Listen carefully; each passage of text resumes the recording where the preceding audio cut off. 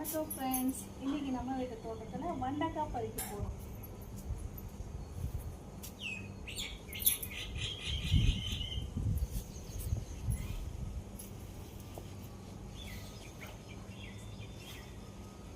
எவ்வளோ சூப்பராக இருக்குது பாருங்கள். வெண்டைக்காய் செடி மழை பெஞ்சிருவே எல்லாம் தலைன்னு வெண்டைக்காய் இருக்குது. நம்ம வெண்டைக்காய் பறிக்கலாம், பார்க்கலாம். இப்போ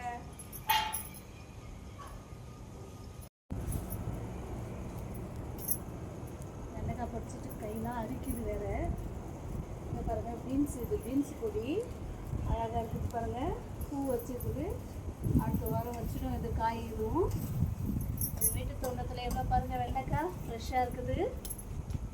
அப்படியே இங்கே பாருங்கள், எலசு அப்படி உடைச்சா எப்படி உடையுது பாருங்கள், எலசு காய். இன்றைக்கி நம்ம வெண்டைக்காய் பொரியல் ஃப்ரெஷ்ஷாக போய் வெண்டைக்காய் பொரியல் செய்ய போகிறோம். நம்ம வீட்டு தோட்டத்தை வெண்டைக்காய் அவ்வளோ அருமையாக இருக்குங்க. இந்த எந்த கெமிக்கலும் கிடையாது. இதில் இயற்கையான முறையில் வெளியே சாணம் தாங்க போட்டிருக்கோம். வேறு எதுவும் போடல. நாங்கள் கெமிக்கலு மருந்துக்கு இருந்து எதுவுமே அடிக்கலை. வெறும் மாட்டு சாணம் மட்டும்தாங்க போட்டோம். பாருங்கள், இவ்வளோ நல்லா இருக்குது, வளர்ந்துருக்குது செடியும். இப்போ நம்ம போய் இதை அப்படியே ஃப்ரெஷ்ஷாக பொரியல் செஞ்சு சாப்பிட போகிறோம். செஞ்சு காமிக்க போகிறோம் நான் உங்களுக்கு. நான் வெண்டைக்காயை எடுத்துன்னு வந்துட்டோம், அலச போகிறோங்க. பசங்களுக்கு வெண்டைக்காய் அடிக்கடி பசங்களுக்கு நல்லா செஞ்சு கொடுங்க. நல்ல மூளை ஞாபக சக்தியை அதிகரிக்கக்கூடிய வெண்டைக்காய் போயிடுது. அடிக்கடி பசங்க சாப்பிட மாட்டாங்க, வழவழப்பாக இருக்குதுன்னு. ஆனால் நம்ம செஞ்சு கொடுக்குற பக்குவத்தில் தான் பசங்க சாப்பிடுங்க. நம்ம வீட்டு பசங்க கூட சாப்பிட மாட்டாங்க வெண்டைக்காய்னா. ஆனால் இப்போ வெண்டைக்காய் பொரியல்னா காலி ஆகிடுங்க. தண்ணியே ஊற்றாத வழவழப்பே இல்லாமல் செஞ்சு கொடுப்பேன். நம்ம வெண்டைக்காவை கட் பண்ணி வச்சு கடாயில் போட்டு இந்த மாதிரி விதைக்கணும். அதை விதைக்கும் போது கொஞ்சம் நுரையா வரும். ஏன்னா நம்ம ஃப்ரெஷ்ஷாக இப்போ தான் பறிச்சுன்னு வந்தோம்ல. பறிச்சுட்டு கழுவிட்டு இப்படி அரிஞ்சு பண்ணிங்கன்னா இப்படி தான் பட்டு நுரையாக வரும். அலசிட்டு நல்லா டவல் எதனா துணி இருந்துச்சிங்கன்னா அதில் நல்லா துடைச்சிட்டு கட் பண்ணிங்கன்னா இந்த நீர் இது வராது. நான் அப்படியே போட்டேன், நுரையாக வருது. ஏன்னா நம்ம இப்போ தான் பறித்தோம். ஜஸ்ட் ஒரு 10 நிமிஷம் கூட இல்லை, நம்ம பறித்து அப்படியே கட் பண்ணி அப்படியே செய்கிறோம். அதனால் நுரையாக வருது. சிம்மில் வச்சு நம்ம லைட்டாக வதக்கிக்குவோம்.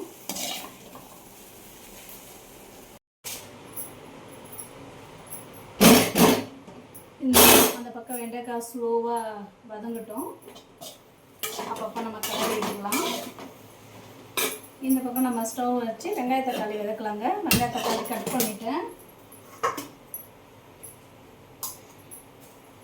இந்த வெங்காய தக்காளி தோலெல்லாம் நான் குப்பையில் டஸ்ட்பினில் போட மாட்டேங்க. நம்ம வீட்டு தோட்டத்தில் தான் போடுவேன். இந்த வெண்டைக்காய் கட் பண்ண வேஸ்டேஜ் இதுவெல்லாம் நம்ம தோட்டத்தில் தாங்க போடுவேன்.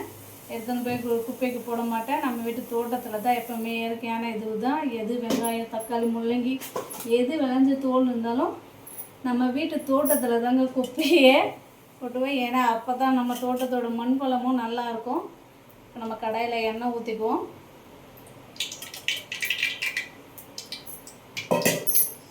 நல்லா எண்ணெய் காயிட்டுங்க.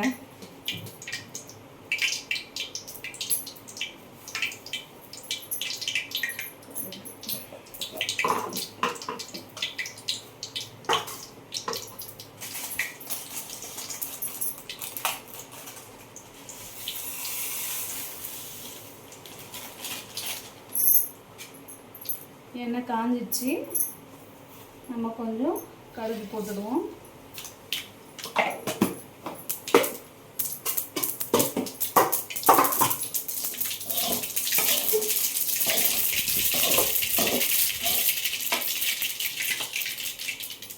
கடுகு போடுறதுக்கு வெங்காயம் போட்டுடலாம்.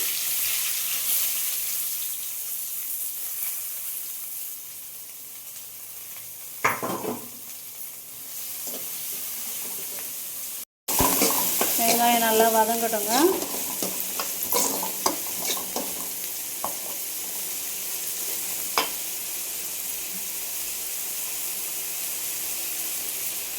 இந்த பக்கம் நல்லா வெண்டைக்காவும் வதங்கட்டும். இந்த நுரையெல்லாம் அடங்கிடுச்சுங்க. வழவழப்பு தண்ணுக்குலாம் கொஞ்சம் அடங்கி வருது. இன்னும் கொஞ்சம் ஸ்லோவிலே வச்சுக்கலாம். அப்போ தான் நம்மளுக்கு வெங்காய தக்காளி போட்டு வதக்கும் போது இந்த வழவழப்புலாம் போயிடும். அதுவே அடங்கிடுங்க கொஞ்சம் நேரம். வெங்காயம் நல்லா வதங்கிடுச்சு. அடுத்தது நம்ம தக்காளி போட்டுக்கலாம். தக்காளி போட்டு நல்லா வதங்கட்டுங்க. தக்காளியும் நல்லா வதங்கிடுச்சு ஃப்ரெண்ட்ஸ். நம்ம அடுத்தது வெண்டைக்காவை வதக்கி வச்சுக்கிற வெண்டைக்காய். எங்கே பாருங்கள், கடாயே தீஞ்சு போச்சு வெண்டைக்காய் வதக்கி. ஆனால் அந்த அளவுக்கு நீர் வரவே அதை தீஞ்சு போச்சு. பரவாயில்ல, நம்ம வெண்டைக்காவை கொட்டிடுவோம். இந்த வெண்டைக்காய் இந்த வழவழப்பு தன்மையாலே நம்ம பசங்களாம் சாப்பிட மாட்டாங்க. ஆனால் அதுக்கோசரம் இந்த வெண்டைக்காவை சாப்பிடாம விட்டுறக்கூடாது. நம்ம வெண்டைக்காய் வாரத்தில் 3 நாள் கண்டிப்பாக எடுத்துக்கணும். ஏன்னா சரி, ஏற்கனவே நம்மளுக்கு வெண்டைக்காவே மூளையோட சம்மந்தப்பட்ட பொருள் தான் நம்மளுக்கு வெண்டைக்காய். ஞாபக சக்தி கொடுக்கக்கூடிய பொருள் வெண்டைக்காய். மூளையை தூண்டக்கூடிய நல்லா சுறுசுறுப்பாக வைத்துக்கொள்ளக்கூடிய பொருள் வெண்டைக்காய் தாங்க. வாரத்தில் 3 நாள் பெரியவங்கலேருந்து சின்னவங்க பசங்க எல்லாமே வாரத்தில் 3 நாள் எடுத்துக்கலாம் இந்த வெண்டைக்காவை.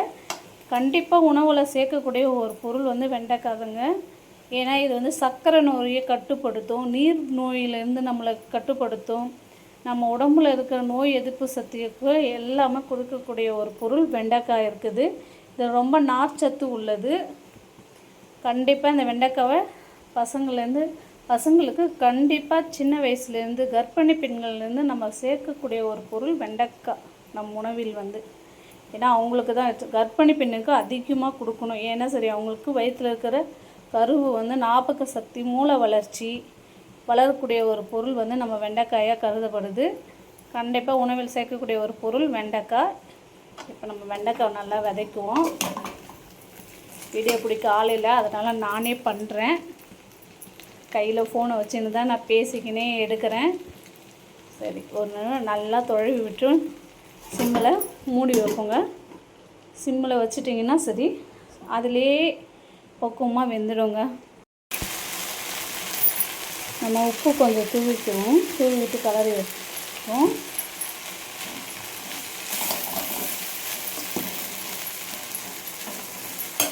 நம்ம மூடி வச்சுடுவோம். சிம்மில் வச்சுட்டிங்கன்னா அது சிம்மிலே அழகாக வெந்துடுங்க. வெண்டைக்காய் தண்ணி ஊற்ற தேவையில்லை, எதுவுமே பண்ண தேவையில்லை.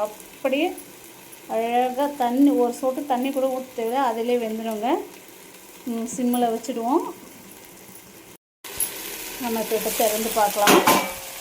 இங்கே பாருங்கள், நல்லா ஃப்ரையாக இருக்குது. வெண்டைக்காவும் நல்லா வெந்திருக்குது.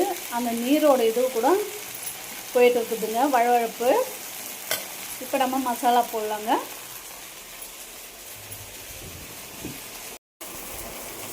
நம்ம வீட்டில் பார்த்திங்கன்னா வீட்டில் அரைச்சி வச்ச மசாலா தாங்க. எந்த கடையிலையும் எந்த மசாலாவும் வாங்க மாட்டேன். வீட்டில் அரைச்சி வச்ச மசாலா தான் இப்போ போடுவோம்.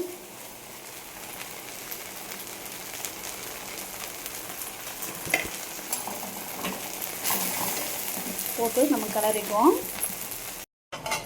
வெண்டைக்காய் பொரியல் ரெடி ஆயிடுச்சுங்க. இங்கே பாருங்கள் எவ்வளோ சாஃப்டாக வெந்திருக்குது.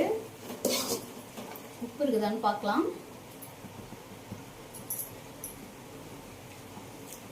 கொஞ்சம் கம்மியாக இருக்குது, லைட்டாக போட்டுக்குவோம்.